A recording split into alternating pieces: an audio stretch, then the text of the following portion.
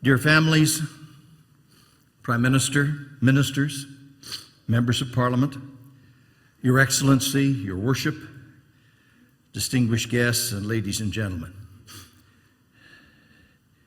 name by name and photograph by photograph, the enormity of what brings us to this room together today is, I think, settling as a heavy weight on all of us. I want to thank the PS 752 Family Association for the generous invitation to attend what is a very sad but an exceedingly important event. It is an enormous privilege to share with all of you in honoring the memory of those precious loved ones, 176 innocent souls whose lives were so cruelly taken exactly 4 years ago this morning. Everyone here today is united in the keenest sense of loss. The passage of time, 4 years, has not in any way diminished the hurt or the grief. We yearn for the affection we can no longer give to or receive from those who died on PS 752. And we mourn the massive human potential so suddenly destroyed that those beloved women and men and children represented.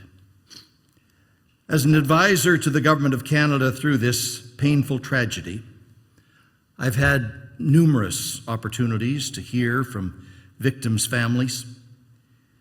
They must be, and they are, at the center of the entire response to this awful situation.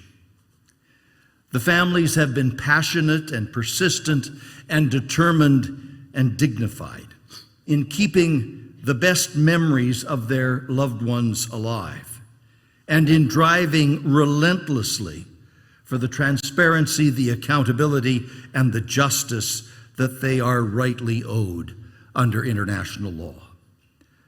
I want to commend the families for the manner in which you have challenged, you have channeled your anguish into meaningful ways to remember all those innocent victims, to commemorate their humanity, and to achieve justice.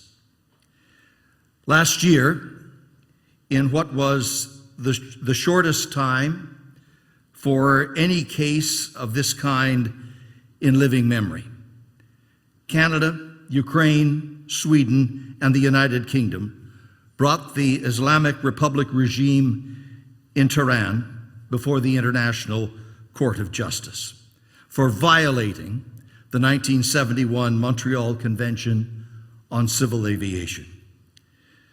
The regime's malevolent behavior in respect of PS 752 will thus be exposed and adjudicated before the whole world.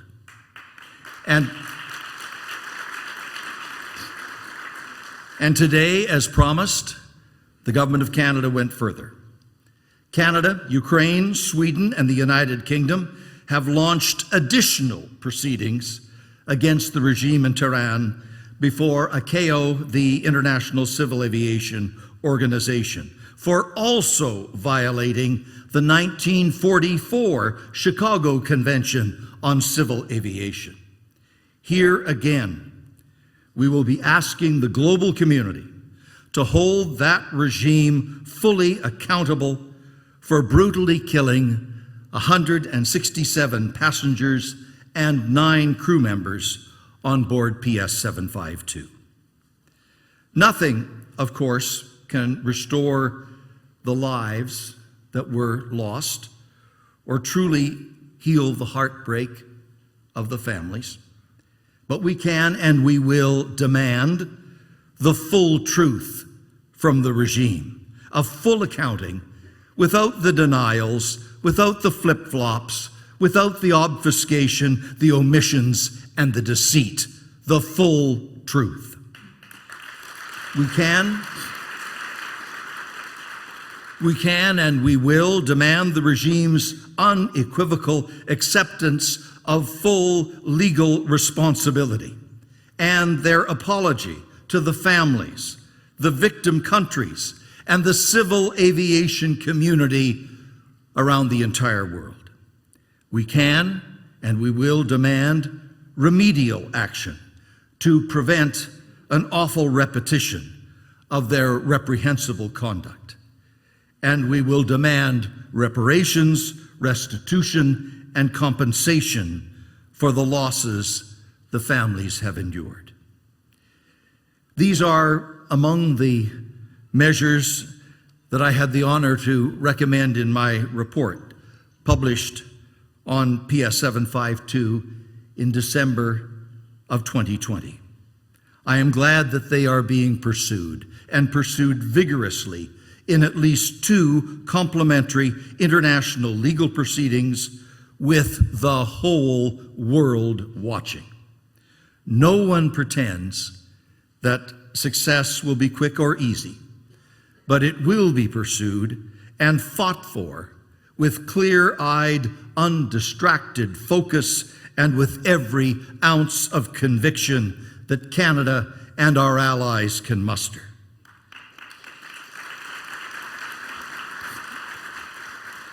I do want to thank that remarkable international legal team for their expertise, their doggedness, their hard work, and their innovation.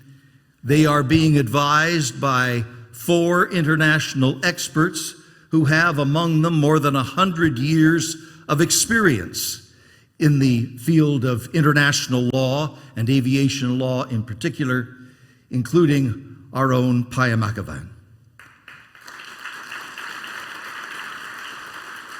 I want to thank Canada's partners in the UK, Ukraine, and Sweden for all their faithful collaboration and solidarity. I want to thank the PS 752 Task Force within the Government of Canada for their meticulous and often unsung work on the legal cases, but also on the communications, the commemorations, the scholarships, the immigration measures, the support systems, and the continuity over the years.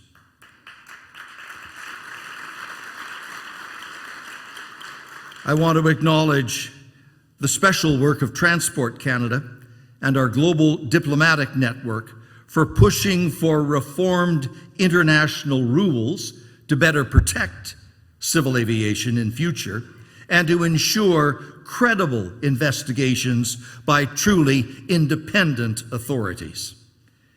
And most of all, I want to thank the families.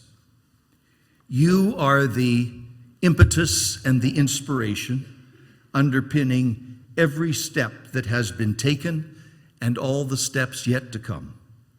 You are the conscience that measures progress and the value of the outcomes.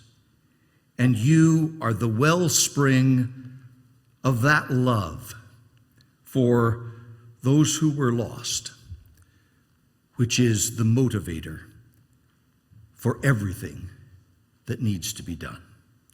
It is an honor to be associated with you. Thank you very much.